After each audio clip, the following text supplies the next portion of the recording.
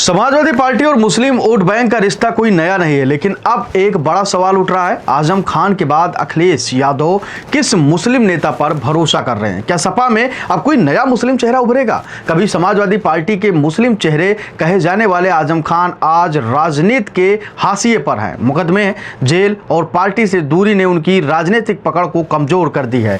अखिलेश यादव भी अब उनके बिना आगे बढ़ने की रणनीति बनाने में जुट गए हैं।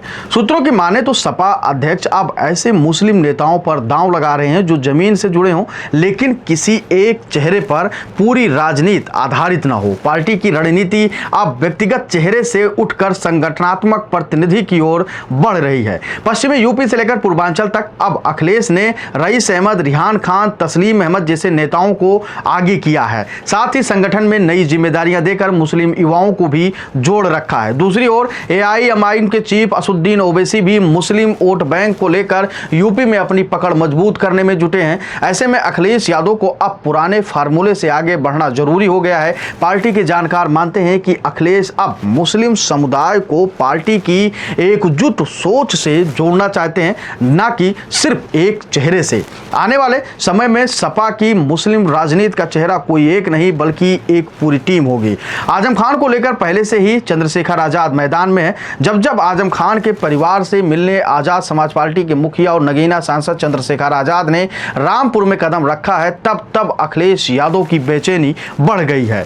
चंद्रशेखर रावण सीतापुर जेल में आजम खान से मिलने गए और हरदोई के जेल में उनके बेटे अब्दुल्ला आजम खान से भी वो मिलने गए थे। उस दौरान भी सपा में हलचल हो रही थी।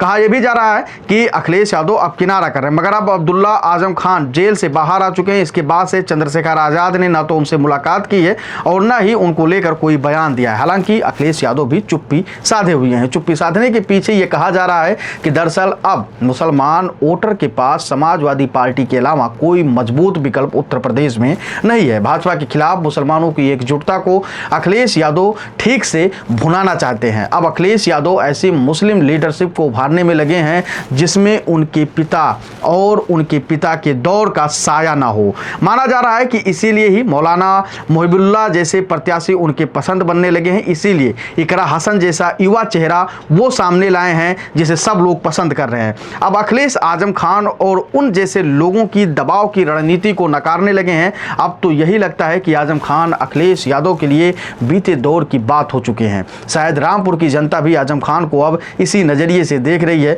मेरे पास आपके लिए कुछ सवाल हैं जिसका जवाब आप कमेंट सेक्शन में जरूर दीजिएगा। सवाल यह है कि क्या समाजवादी पार्टी की मुस्लिम राजनीति अब नए दौर में दाखिल हो चुकी है और क्या आजम खान की सियासी विरासत अब इतिहास बनने वाली है? जवाब तलाशने की कोशिश जारी है, क्योंकि सपा की राजनीति में ये बदलाव छोटे नहीं बहुत बड़े होने वाले हैं। आप अपनी राय हमें कमेंट सेक्शन में जरूर दीजिएगा और बताइएगा कि 2027 के चुनाव में आजम खान की स्थिति क्या होगी। क्या वो समाजवादी पार्टी के साथ रहेंगे या किसी और पार्टी का साथ या रुख वो करेंगे? धन्यवाद।